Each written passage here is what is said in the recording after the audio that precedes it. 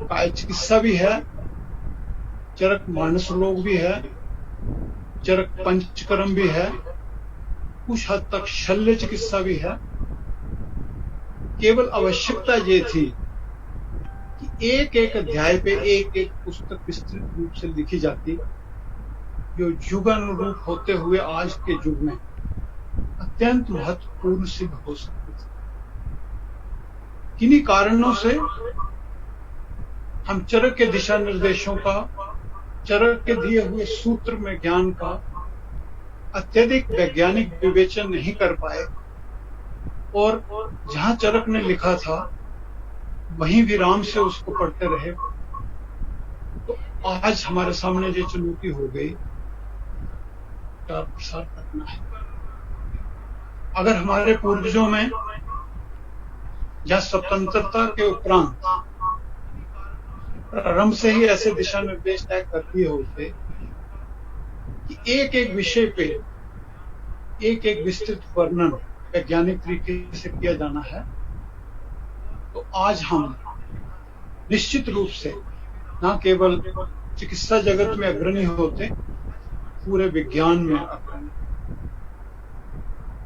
मैं चरक में विशेषकर सूत्र स्थान में जिस विशेष कल्पना का कायल हूं, वो चाहे वो दिनचर्या है, चाहे वो ऋतुचर्या है, चाहे वो सद्वृत है, जो आज के जीवन में हम लाइफस्टाइल संबंधी व्याधियों का वर्णन कर रहे हैं और हर व्यक्ति के लाइफस्टाइल को ठीक करने का एक योजना बना रहे हैं, तो मेरी समझ से उससे अच्छा मार्गदर्शन कोई हो नहीं सकता।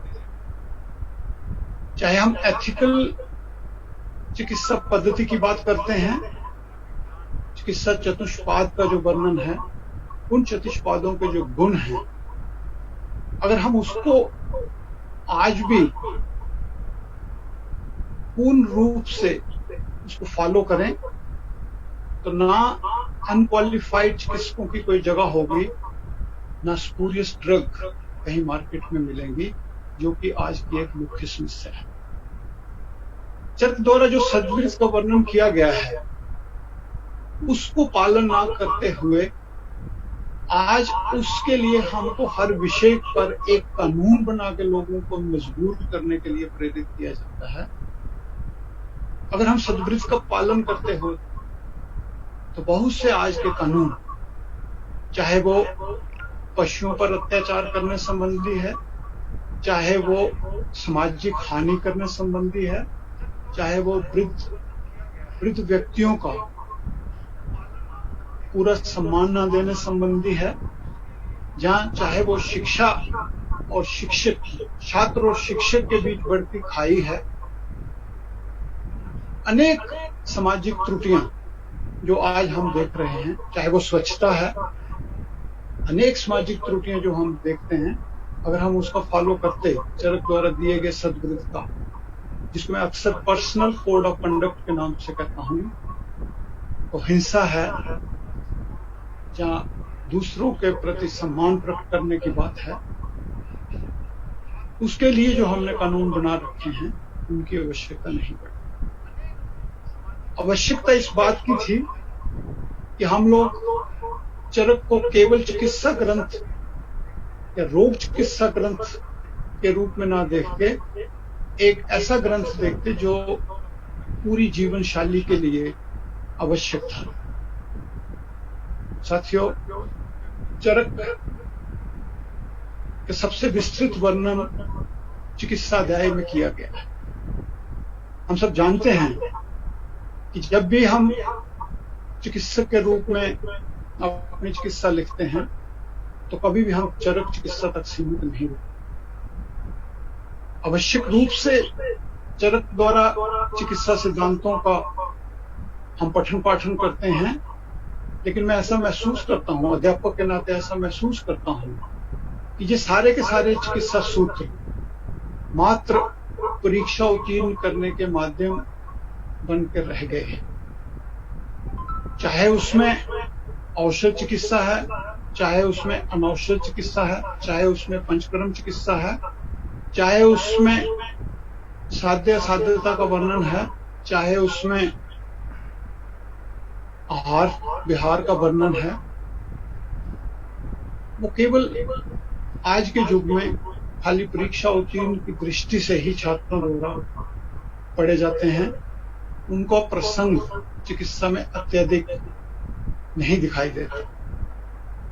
आज की चिकित्सा, जिसको हम एक टेबल प्रैक्टिस के रूप में जानते हैं, वो अधिकांश गुरु शिष्य परंपरा, आज के गुरु शिष्य परंपरा के अनुसार की जा रही है। जिस प्रकार कोई भी छात्र अपने गुरु को, अपने रोल मॉडल को चिकित्सा करते देखता है, आयुर्वेद चिकित्सा करते देखता है, उसी प्रकार से वो अपने भविष्य जीवन में चिकित्सा प्रारंभ कर देता है। तो ऐसे में सिद्धांत कहीं खोकर रह जाते हैं, जो कि ना तो चरक के लिए शोभनीय होगा और आवश्यक रूप से चरक जयंती पर विचार करने योग्य होगा। मैं चरक पर अत्यधिक बोलूं, मेरे पहले डॉक्टर अनूप जी ने, डॉक्टर यूएस निगम ने विस्तृत रूप से चरक की चर्चा की है। मेरा आप सबसे केवल यही अनुरोध है, और मैं स्वयं इस बात में विश्वास रखता हूं कि चरक के जो भी वर्णन हैं वो अत्यधिक वैज्ञानिक हैं। उनको वैज्ञानिक रूप से समझते हुए आज के परिप्रेक्ष्य में, आज की आवश्यकताओं के अनुसार उनको डालने की आवश्यकता है। और इसमें न केवल हमारे शिक्षकों का योगदान चाहिए, न केवल हमारे चिकित्सकों का योगदान चाहिए, हमारे पठन पाठन का हिस्सा ये सारी पद्धति होनी चाहिए। तभी हम निश्चित रूप से चरक जयंती मनाने के हकदार हैं। अन्यथा ये मात्र एक अवसर के रूप में रह जाएगा। इन्हीं शब्दों के साथ मैं आप सबका धन्यवाद।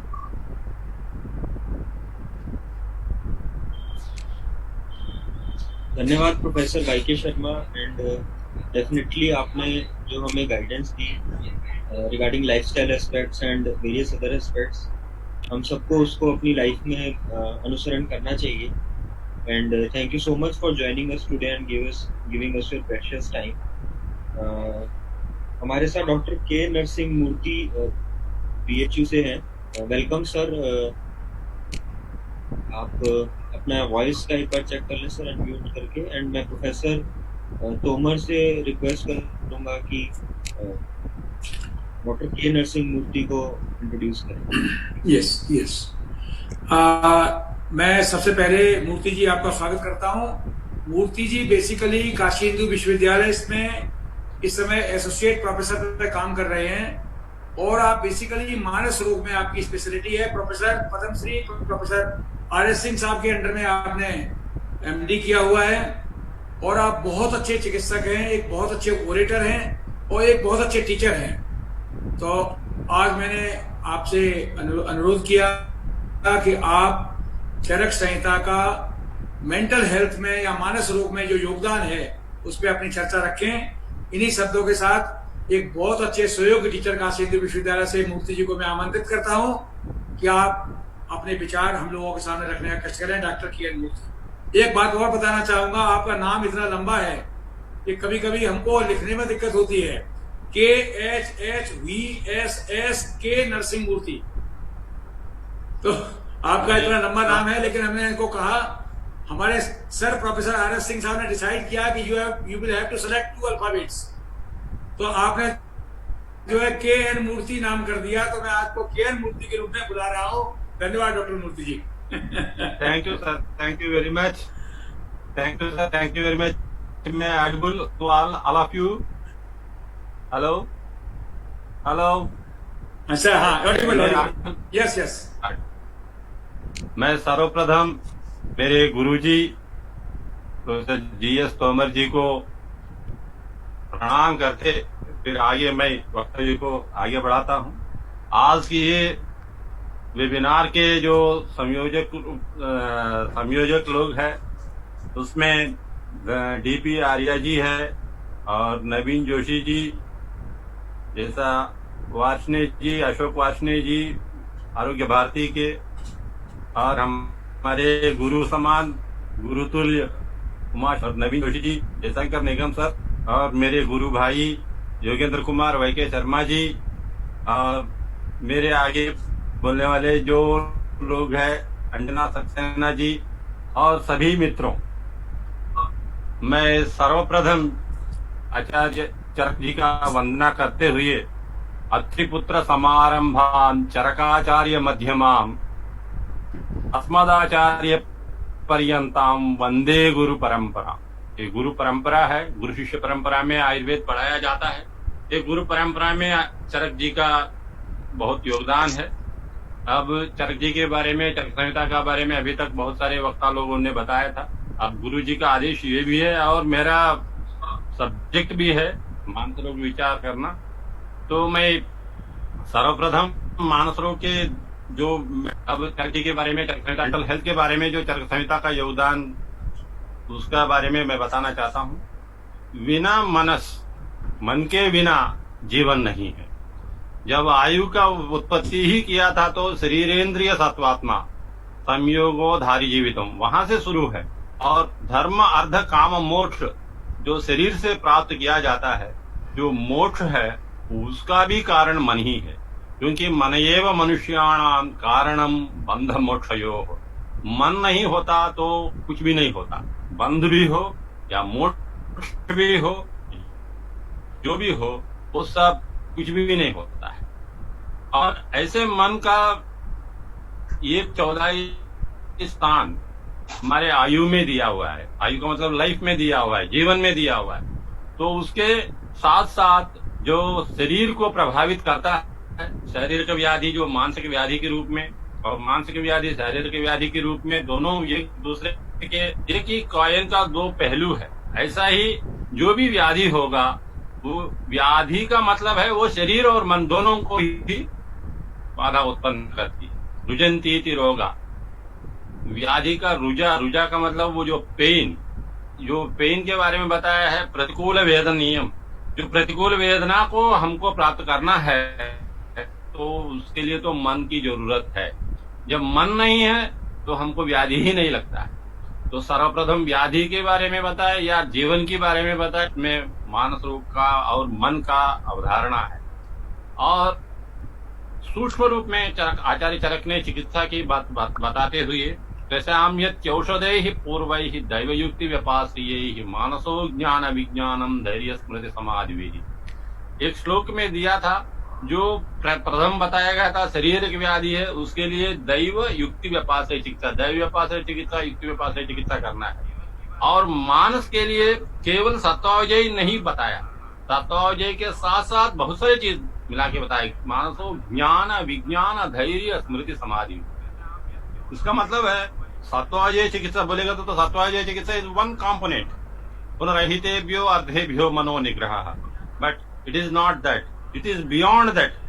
केवल आप अहित अध्योन से मन को निग्रह करने से मानसिक रोगों का शांति होता है, बट और आपकी स्वास्थ्य, मेंटल हेल्थ मेंटेन रखना है तो ज्ञान विज्ञान धैर्य स्मृति और समाधि ये बहुत जरूरी है। अब आजकल के जमाने में जो कोरोना के पीड़ित बहुत सारे लोग हैं, सब लोग चाहे कुछ डायरेक्टली पॉजिटिव में है, सब बहुत सारे लोग नेगेटिव में हैं, फिर भी प्रेशर में है, पॉजिटिव में है, वो सब लोग बहुत सारे दिक्कतें फेस कर रहे हैं। कभी कभी मेरे पास फोन आ जाता है तो डॉक्टर साहब ये क्या करना है, उसको क्या करना है। तो सब लोग ये तरफ से मेंटली डिस्टर्ब हो चुके हैं। वर्ल्ड हेल्थ ऑर्गेनाइजेशन भी बहुत सारी बात अपने बातों को, ये मेंटल हेल्थ को मेंटेन करने के लिए भी बताया जाता है। बट जो मुझे लगता है, जो मानसिक स्वास्थ्य के लिए आपको क्या क्या चीज करना है, इसके बारे में मैं एक प्रोविजन एक कुछ बताना चाहता हूं। उसमें एक मनोनिग्रह करना, देन आत्मविद्या विज्ञान का दर्शन, आत्मविद्या विज्ञान का ज्ञान करना, त्रिवर्ग विचार करना। त्रिवर्ग विचार का मतलब जब धनेशना, प्राणेशना एंड परलोकेशना, ये तीनों मिलके त्रिवर्ग होते हैं। और गुरु एवं वृद्ध जन का जो सत्संग करना, क्योंकि सत्संग से ही सब कुछ बनती है। सत्संगत्वे निसंगत्वम, निसंगत्वे निर्मोहत्वम, निर्मोहत्वे जीवन मुक्ति। आचार्य शंकराचार्य जी ने बताया था ये, तो इसको भी पालन करना है। और आत्मादि विज्ञान, इसके साथ साथ काउंसलिंग थेरेपी आजकल जो बहुत प्रचलित है, वो बोलते हैं काउंसलिंग थेरेपी। काउंसलिंग थेरेपी का मतलब आश्वासन आदि क्रिया। जो भी कुछ होगा, तो बच्चा होता है या बड़ा होता है, जो भी होता है, जो जिसके मध्यम मनोबल होता है, मनोबल का मतलब सत्वबल। सत्वबल 3 प्रकार के चरक ने बताया था, प्रवर बल, मध्यम बल, अवर बल।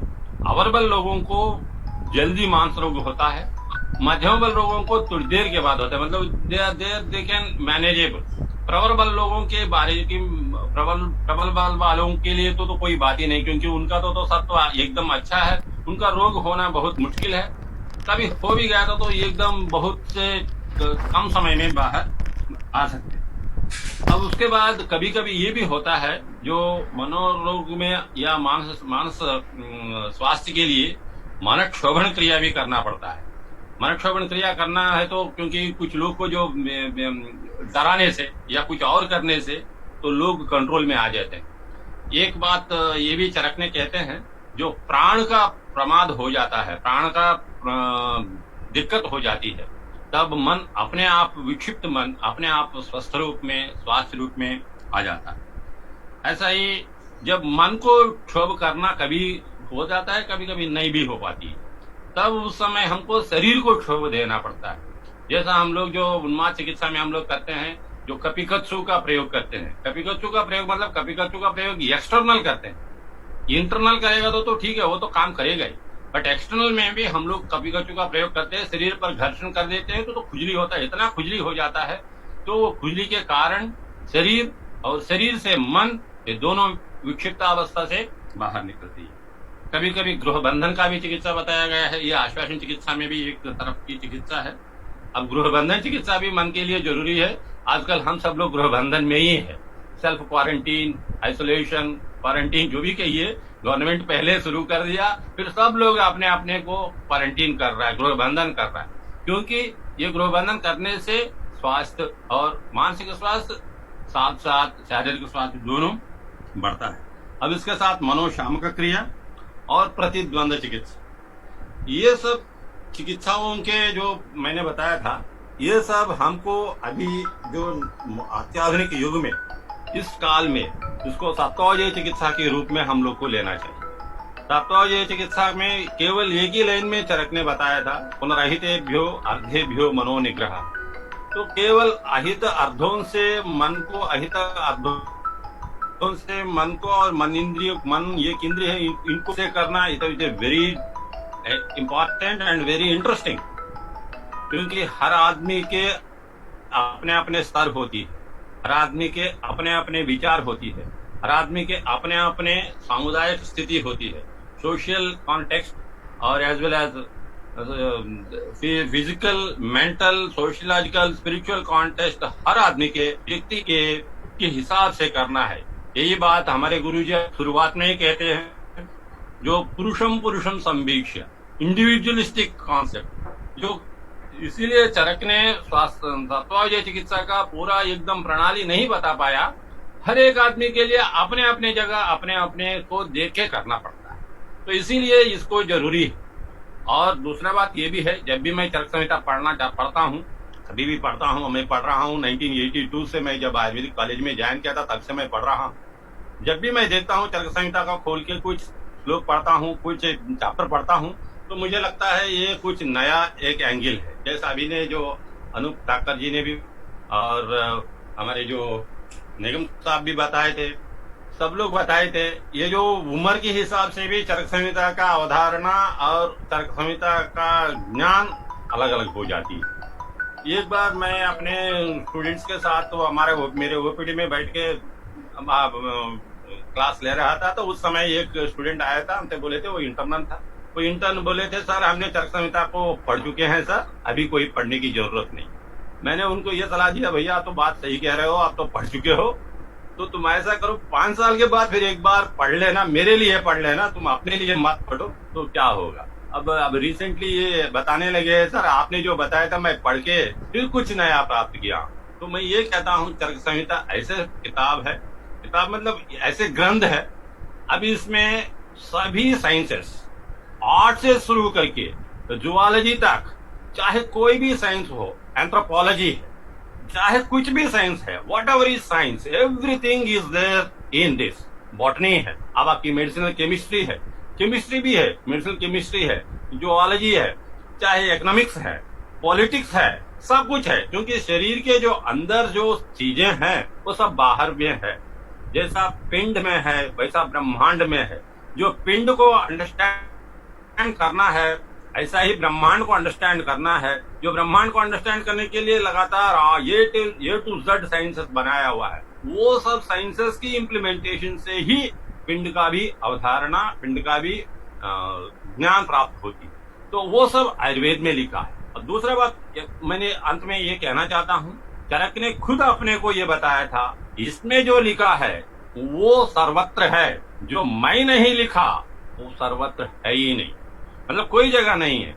इसका मतलब है ही इज मोर ऑथेंटिक, मोर काम, मोर साइंटिफिक। उस समय की वो जो अपने साइंस के हिसाब से साइंस देखे थे, जो गुरु जी ने बताए थे, जो laboratory is the nature and his divine vision is the instrument in which by which he got the subject. तो ये बात को हमको ध्यान में रखते हुए अभी भी रिसेंटली हमारे यहाँ जो कोविड हॉस्पिटल है, हमारा जो एसएस हॉस्पिटल में कोविड हॉस्पिटल हुआ है, यहाँ भी आयुर्वेद की चिकित्सा कोविड पेशेंट्स को करना है नहीं करना है करके बहुत सारी चीजें चल रही है। आईसीएमआर की गाइडलाइन है, बहुत सारे गवर्नमेंट की गाइडलाइंस होती है, फिर भी लोग अंदर की अंदर गिलोय खा रहा है, अंदर की अंदर अश्वगंधा ले रहा है।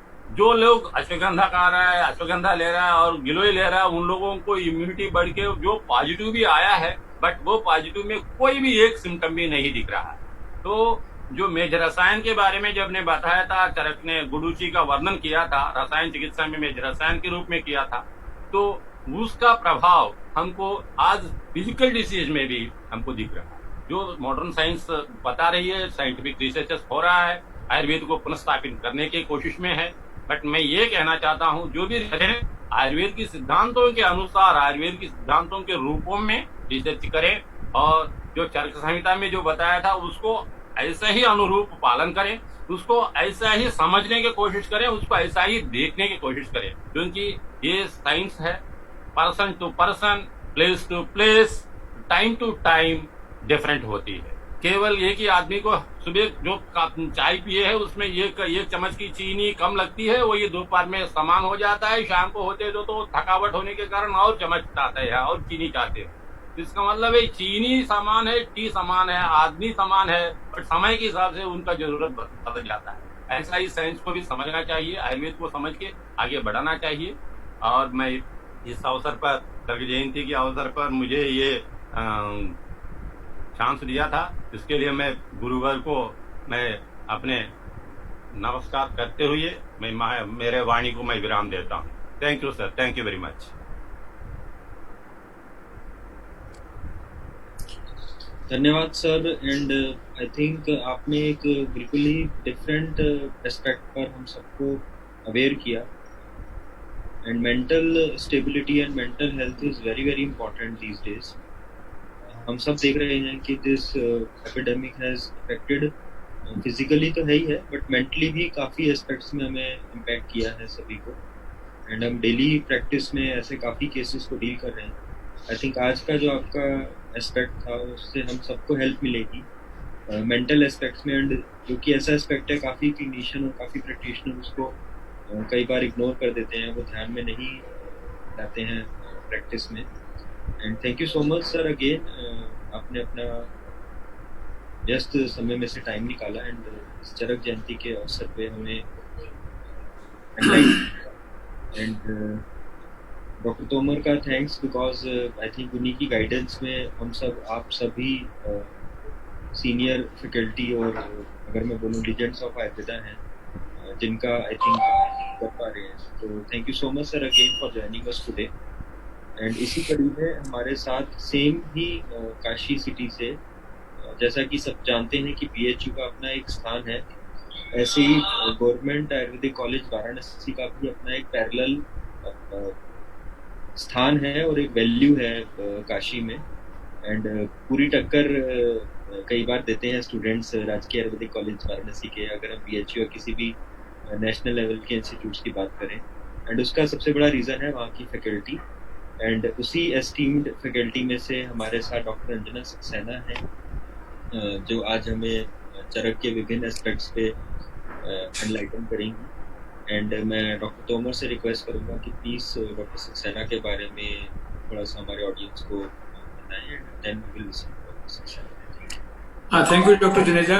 अब मैं अंतिम वक्ता के रूप में डॉक्टर अंजना सक्सेना जी को आमंत्रित करता हूँ। डॉक्टर अंजना जी काशी हिंदू विश्वविद्यालय से आपने मैडम प्रेमवती तिवारी जी के अंडर में MD किया है और आप लखनऊ की ग्रेजुएट हैं।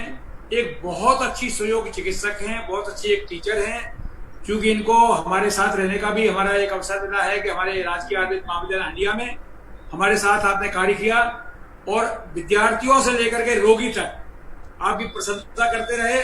तो एक प्रशासक के नाते मैंने महसूस किया कि doctor Anjana Saxena is basically a wonderful physician, wonderful surgeon and she is a wonderful teacher also. और इन्हीं शब्दों के साथ मैं इनको आमंत्रित करता हूं। आज अपनी प्रतिभा को ये बनारस में भी दिखा रही हैं और मैं आशा करता हूं कि निरंतर आपका ज्ञान इसी तरह से लगा रहे जन सामान्य को लाभ पहुंचाने में। डॉक्टर अंजना सक्सेना। नमस्कार। महर्षि चरक जयंती के शुभ अवसर पर मेरे समस्त गुरुजनों को एवं विद्वजनों को मेरा नमस्कार। आपके कहे हुए इतने आप्त वाक्य सर, मैं इस काबिल नहीं हूँ। ये आपकी बुरी बुरी प्रशंसा की एक आदत है सर। आपने मुझे हमेशा एक प्रेरणा दी है। तोमर सर मेरे लिए हमेशा आदरणीय और प्रेरणा स्रोत रहे हैं। सर ने मुझे हमेशा, सबसे मैंने सर्विस ज्वाइन की, सर ने मुझे हमेशा कदम कदम पर मेरा रास्ता दिखाया, मुझे दीपक वक्त दिखाया कि नहीं डॉक्टर अब ऐसे करना है, और मैं हमेशा आगे बढ़ती रही। मैंने कुछ नहीं किया सर, केवल एक आपकी गाइडेंस थी, तो मैं आज यहाँ तक हूँ। सर आपका आशीर्वाद बना रहे। इसी कड़ी में मैं अपने प्रोफेसर US निगम सर को भी सशक्त नमन करती हूँ। मैं सर से साक्षात नहीं मिली हूँ, लेकिन इस लॉकडाउन के समय में जो सर के लेक्चर मैंने सुने, मैंने इतने ज्ञान मुझे प्राप्त हुआ सर कि मैं सच में आपकी ऋणी हो गई हूँ। मैं आपकी शिष्या हूँ सर। नमस्कार सर।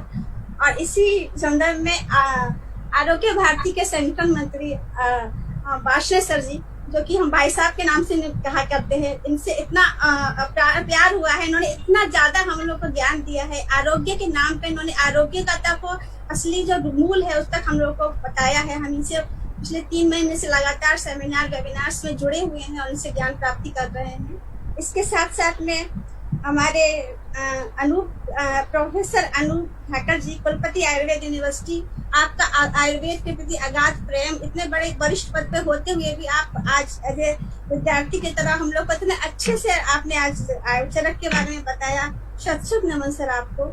और हमारे प्रोफेसर YK शर्मा सर, आप शायद हमें नहीं जानते हैं, लेकिन हम मैडम के जो आपको जानते हैं, इसलिए आप हमारे बहुत ही नियर हैं और हम आपको प्रणाम करते हैं सर। आपने जो बताया कि एक चैप्टर, सर मुझे तो लगता है कि हर सूत्र अपने आप में एक बुक लिखने लायक है। शायद ये मैं एक दीपक सूर्य को जलाने की बात कर रही हूँ, सूरज के सामने दीपक जलाने की बात कर रही हूँ, लेकिन सच में सर अगर एक भी सूत्र पढ़ लेते हैं तो उसको बार बार पढ़ने का और मनन करने का मन करता है। तो इस संदर्भ में मैं सारी बात आपके बारे में बताना चाह रही थी।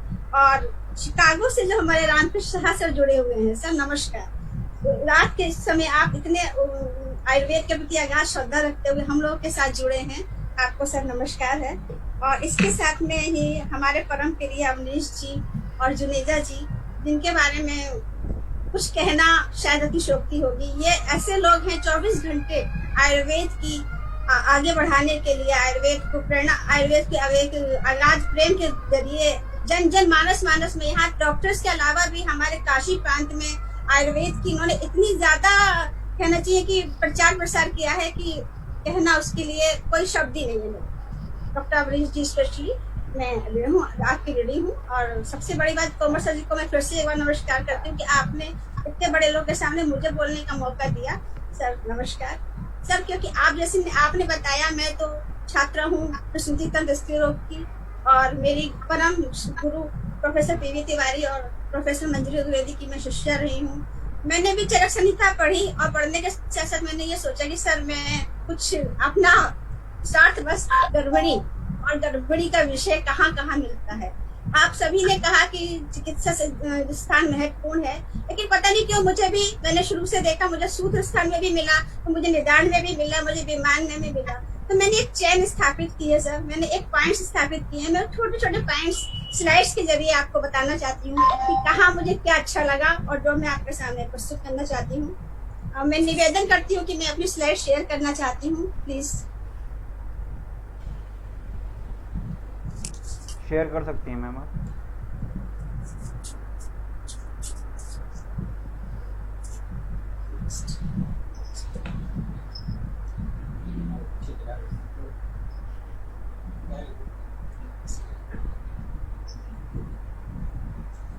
जैसे गीता का सूत्र आप लोग सभी जानते हैं, और हम सभी लोग जो आज यहाँ चरक जयंती पे जुड़े हैं इस पे विश्वास करते हैं। कर्मण्यादेवधिकारस्ते मां फलेषु कदाचन। कर्म करते जाइए और फल की चिंता नहीं करनी है, और आगे बढ़ना है तो हमें कर्म कर्म कर्म। चरक जी ने भी चरती चरती, आप केवल आप विचरण करिए, अपनी ज्ञान प्रवाह को बढ़ाइए, और जितना ज्ञान पाएंगे उतना ज्ञान कम है। इसी बात पर करते करते हम लोग आज यहाँ पहुंचे हैं। सबसे पहले चरक सूत्र अध्याय में जब मैं पहुंची तो मुझे मिला स्त्री दुग्ध, अभी क्षीरम अजया क्षीरम क्षीरम आयशम चावयत उष्टिराम नागिनाम वडवायाम विस्तर। जो अष्ट क्षीर बताए गए हैं उसमें स्त्री दुग्ध की जो महत्ता मैंने ढूंढी तो जीवनम भ्रमणम साथ में है, स्नेहनम मानुषम पय नावनम रक्तवित्ते चातर बड़म चाक्षुषूलम। आज भी ब्रेस्ट मिल्क इसकी महत्ता मॉडर्न साइंस से लेके और जग सामान्य में पता है कि हाँ, हमें पहले दिन से हमारा डिलीवरी हुई, और डिलीवरी में हम आज भी अपने पेशेंट को समझाते हैं कि जितना जल्दी हो सके बच्चे को माँ के पास स्तनपान करा दीजिए, क्योंकि वो जो कोलोस्ट्रम है, वो जो एक अमृत है, वो हमारे बच्चे को मिलेगा। तो आज जो ये कोविड-19 जो हमारे पास एक इतनी बड़ी महामारी संकट आया हुआ है, वो कोलोस्ट्रम भी है जो हमारे एक इम्यूनिटी को आगे बढ़ाएगा, और हमारे बच्चे बहुत ज्यादा इम्यूनिटी प्राप्त करके, रोग प्रतिरोधक क्षमता को प्राप्त करके एक स्वस्थ समाज की स्थापना कर पाएंगे। इसके साथ साथ जब हम और आगे बढ़े तो युक्ति प्रमाण के बारे में अभी आप सबने वर्णन किया था। तो युक्ति प्रमाण में ही उन्होंने जो उदाहरण दिया था वो उदाहरण है जल कर्षण बीज टू संयोगात सस्य संभव। जल कर्षण बीज का संयोग जब होगा तभी कोई कहना चाहिए उपज, या कहना चाहिए धान्य या गेहूं की उत्पत्ति होगी। उसी प्रकार षड धातु संयोगात गर्भड़ा संभव से, तो षड धातु के साथ जब गर्भ होगा तभी गर्भ बनेगा। तो युक्ति प्रमाण से उन्होंने पहले ही बता दिया। मतलब मेरा कहने था कि महिला, स्त्री, नारी, गर्भिणी, इसको चरक जी ने कहीं छोड़ा नहीं है, वो अपने साथ साथ हर जगह लेके गए हैं, और इतना डीपली उन्होंने स्टडी किया है कि अभी तो हमने केवल लगता है कि कुछ नहीं पढ़ा है, बस केवल एक छोटे छोटे पॉइंट्स हैं जो हमें अच्छे लगे और हमको लगा कि हाँ, मैं अपने को आपके सामने इसको प्रस्तुत करने से रोक नहीं पाई। प्रकृति, मानव प्रकृति पे बहुत ज्यादा चल रहा है, और आयुर्वेद में प्रकृति एक इसकी स्पेशलिटी है। तो ये प्रकृति कब बनती है, प्रकृति का आरंभ कहाँ से होता है? तो हाँ, संपित्ता अनिला कफा केचित गर्भादि मानव प्रशंते मातला केचित पतिला श्रेष्ठनाश। तो अब यहाँ ये बताया है कि समान पित्त, वात और कफ होंगे तो वो गर्भ की जो स्थिति होगी वो प्रकृति बनेगी, वो सब बनेगी। अगर उसमें वात ज्यादा हो, पित्त ज्यादा हो या श्लेष्मा ज्यादा हो तो वो उस तरह से वातज प्रकृति, पित्तज प्रकृति और कफज प्रकृति कहलाएंगे।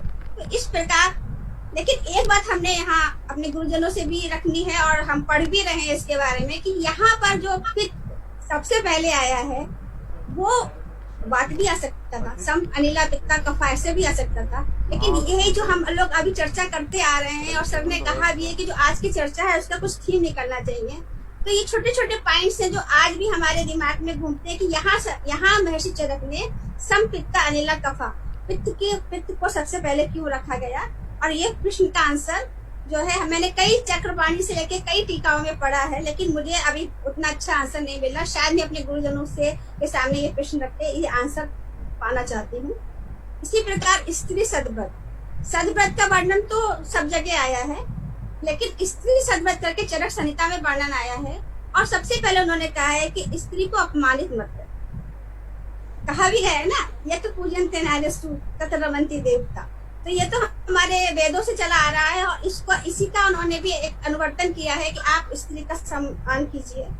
और जो पतित हैं, जो पागल हैं या जो भ्रूण हटता है, मतलब उन्होंने साफ साफ बताया स्त्री शब्द में कि पागल और पतित की तरह जैसे हम उनका बहिष्कार करते हैं या उनको यथास्थिति बनाते हैं, ऐसे जो भ्रूण का अंत करते हैं, बेटी बचाओ बेटी पढ़ाओ, उसको अगर हम इस परिप्रेक्ष्य में लेते हैं तो हमारे चरक जी की सोच देखिए। चरक जी ने हमको तब से बता रखा है कि ऐसे अगर हम समाज उनका परिष्कार करेगा, समाज उनको बहिष्कार करेगा तो शायद उनकी अंतरात्मा उन्हें कचोटे और वो इस तरह का काम ना करे।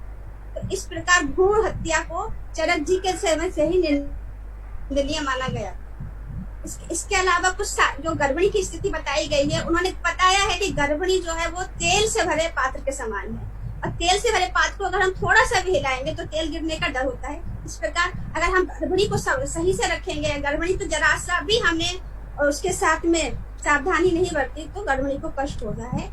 इसी प्रकार जो गर्भिणी की व्याधियां हैं, उन्होंने बताया है कि अगर उसमें जो जनरली जो उनको व्याधियां हो सकती हैं, काल प्रकृति दूषणाम सामान्य अनुता या निमित्त पूर्व रूपाणाम मध्यमे बले, तो किस हिसाब से जो उसके पूर्व रूप है वो अगर मध्यम बल के हैं या काल प्रकृति का जो नेचर है वो दोष के समान है, तो इस प्रकार की व्याधि अगर हमारे गर्भिणी को हो रही है तो हमें बहुत ही ज्यादा सचेत रहने की जरूरत है और हमें बहुत ज्यादा चिकित्सा के बारे में सोचना है।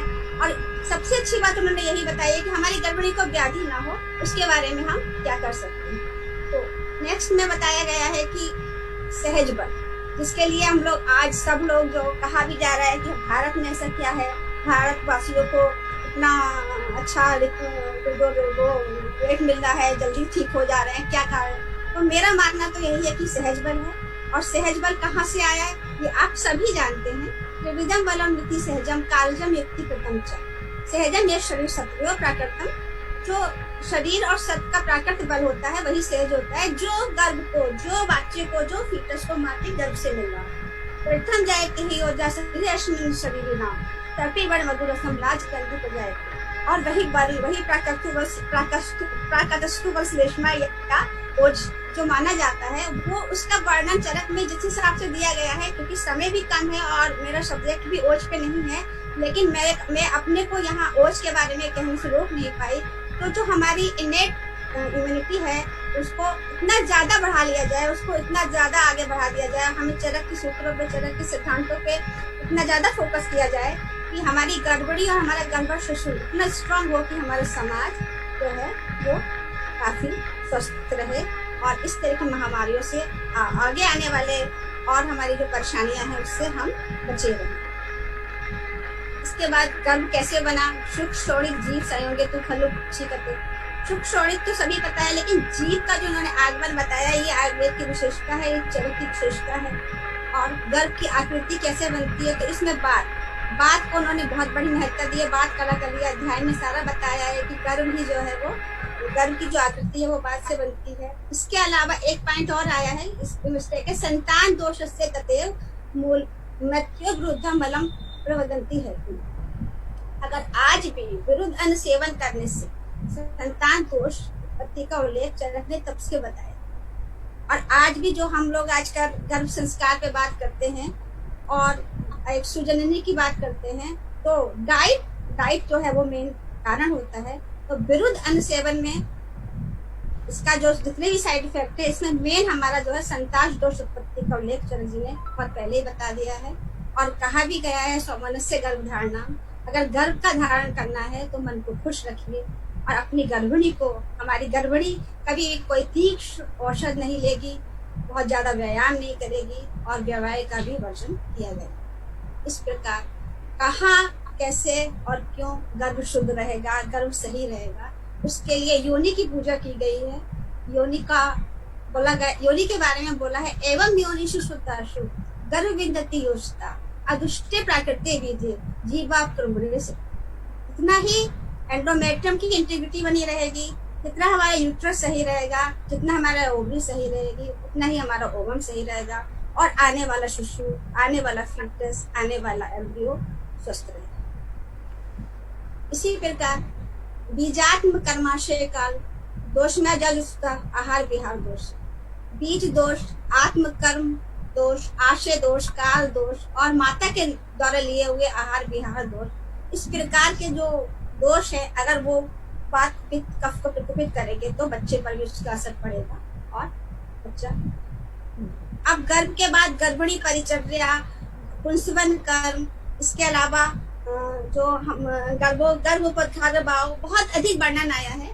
तो क्योंकि टाइम ज्यादा नहीं है और मुझे बताया गया था 10 मिनट में आपको बताना है, तो जो स्पेसिफिक पॉइंट्स मेरे शारीरिक स्थान में मुझे अच्छे लगे और मेरा टॉपिक भी रहा है थीसिस का लेबर पर, तो इन्होंने सब बताया है कि अकाल प्रसव क्या होता है। अकाल प्रसव मतलब जो एक गर्भ काल बताया है 9वें और 10वें महीने में, अगर उससे पहले शिशु का उत्पत्ति हो जाती है तो उसको प्रीमेच्योर लेबर, और इसके बाद उन्होंने बताया है कि अगर इसके बाद माने कि 10 मंथ के बाद भी अगर गर्भाशय में रह जाता है तो काल अति।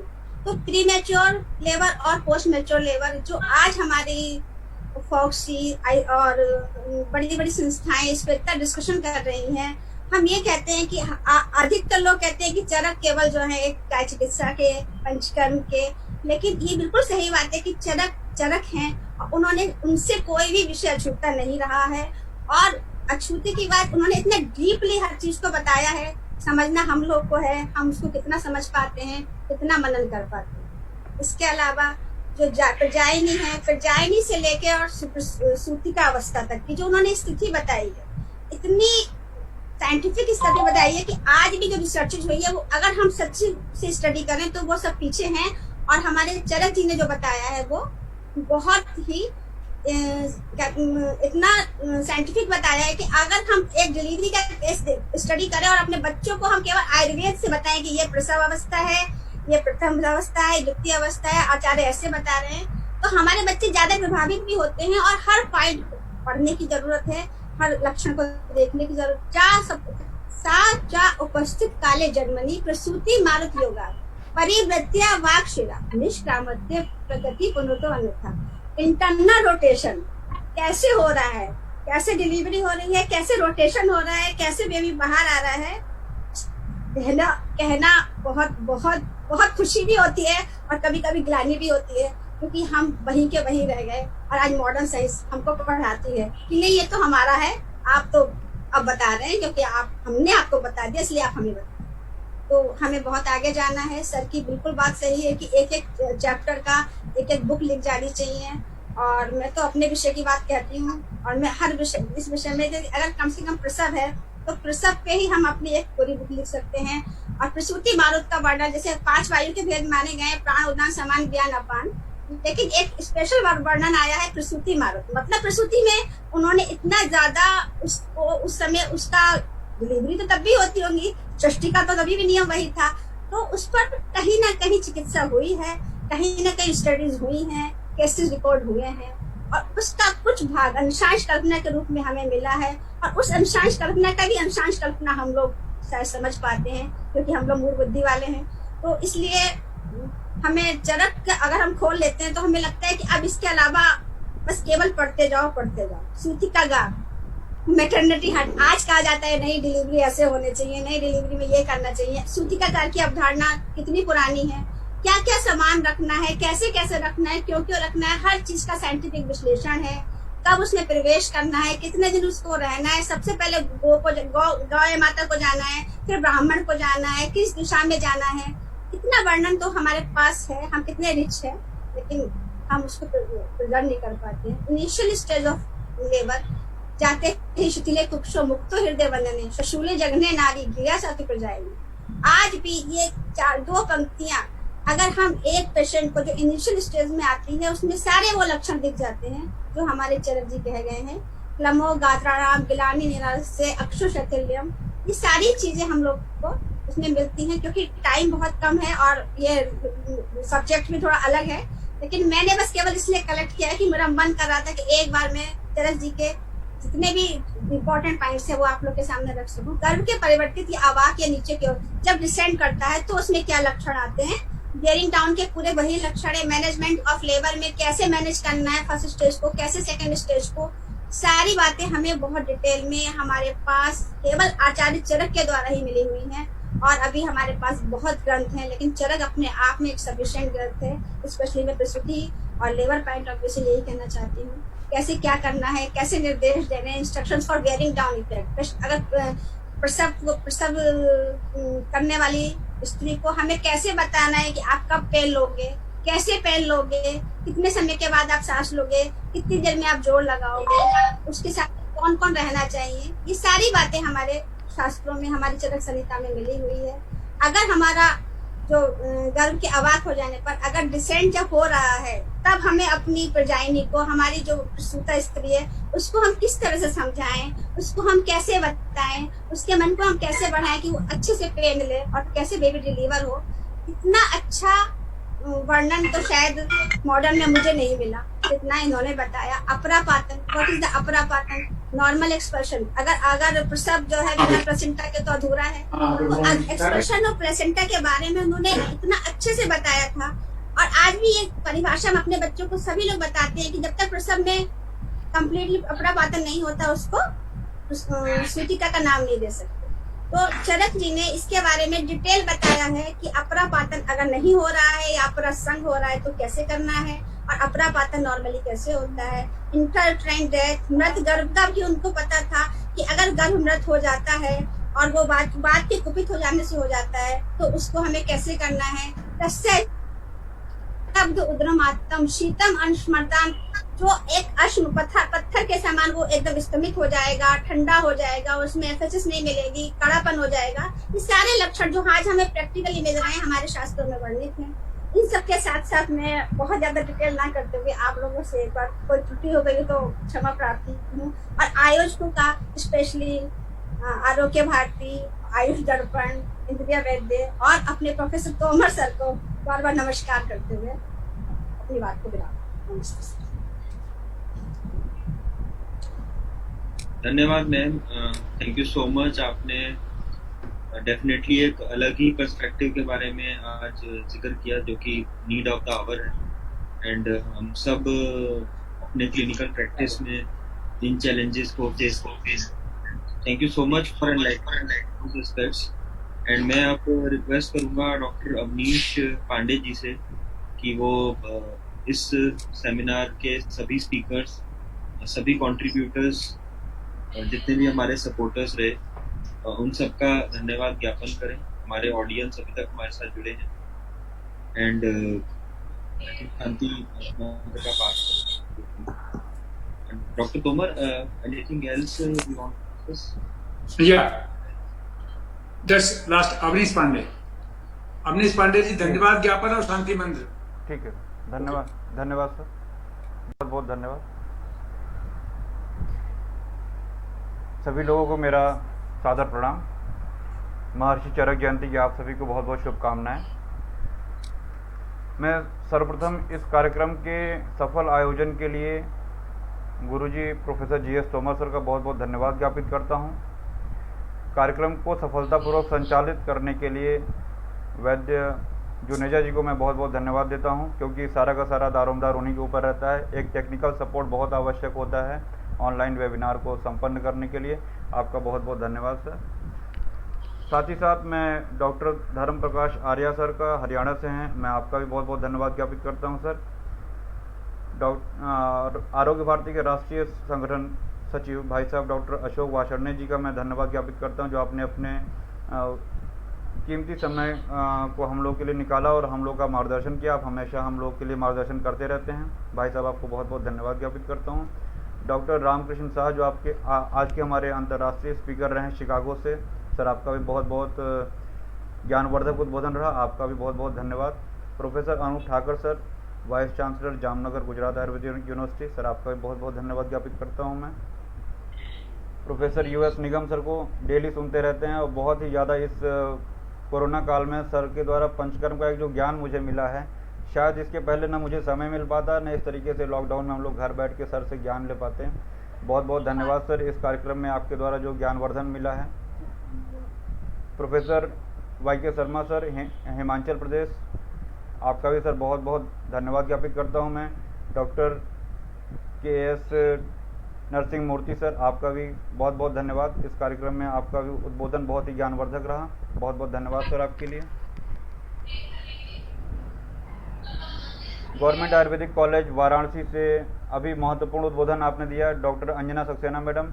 मैडम, आज चूँकि मैं भी हमेशा अपने आप को स्टूडेंट मानता हूँ, और जो आज अगर मैं टीचर हूँ और मैं अपने बच्चों से जो गायनी पढ़ते हैं, मैं उनसे ये ज़रूर कहता हूँ, अगर आपको गायनी पढ़ना है तो बिना चरक शारीर और सुश्रुत शारीर को पढ़े हुए आप गायनी में महारत हासिल नहीं कर सकते हैं, क्योंकि ये हमारी संहिताएं ही सारे मतलब जितने भी सब्जेक्ट निकले हैं आयुर्वेद के अलग अलग ब्रांचेस, सब इन्हीं संहिताओं से निकले हैं। तो बहुत बहुत अच्छा आपने जो समराइज़ करके चरक में स्त्री प्रसूति रोग संबंधित ज्ञान जहाँ जहाँ मिला है, आपने बहुत अच्छा प्रेजेंटेशन दिया। आपका बहुत बहुत धन्यवाद। और इस कार्यक्रम में कुछ और हमारे साथ अतिथि जुड़े, जिनका मैं नाम लेना चाहता हूं। Doctor Virendra Kumar sir, government Ayurvedic college Varanasi से, doctor DP Arya sir, doctor professor VK Agnihotri sir, doctor Meenakshi Varanasi से, डॉक्टर अभिषेक सुल्तानपुर से, doctor GS Dubey sir Varanasi से, डॉक्टर रमाकांत जी, डॉक्टर अतुल वाषर्णे sir, doctor Ved Prakash Singh sir Azamgarh से आप जुड़े थे, doctor SP Tripathi sir, doctor Ramashankar ji Nagpur से आप जुड़े थे, डॉक्टर रश्मि द्विवेदी जी, डॉक्टर अविनाश शुक्ला जी ये फैजाबाद से जुड़े थे, डॉक्टर पवन गुप्ता जी, ऐसे हमारे बहुत ही, डॉक्टर सुधांशु उपाध्याय जी, जिनका भी मैं नाम भूल रहा हूँ या मिस कर रहा हूँ, मैं क्षमा चाहता हूँ। और डॉक्टर OP गुप्ता जी गुवाहाटी से, उनका भी मैं प्रणाम करता हूँ और बहुत धन्यवाद करता हूँ कि वो भी उपस्थित हुए। विनीत अग्निहोत्री को बहुत बहुत धन्यवाद देता हूँ, और साथ में अवनीश पांडे को भी बहुत धन्यवाद देता हूं, जो हमारे कार्यक्रम में उपस्थित रह करके सारा संपादन करवाया। और सभी महानुभावों को, सभी महर्षियों को पुनः प्रणाम करता हूं कि आप सब लोगों ने इस कार्यक्रम को सफल बनाया। और डॉक्टर अवनीश से कहूंगा कि मैं आप शांति मंत्र के साथ में कार्यक्रम का समापन करें। जी सर, धन्यवाद सर। सर्वे भवन्तु सुखिनः, सर्वे सन्तु निरामयाः, सर्वे भद्राणि पश्यन्तु, माँ कश्चित् दुःख भाग् भवेत्। ओम शांति शांति शांति। धन्यवाद। Thank you very much. आप सभी को सादर प्रणाम।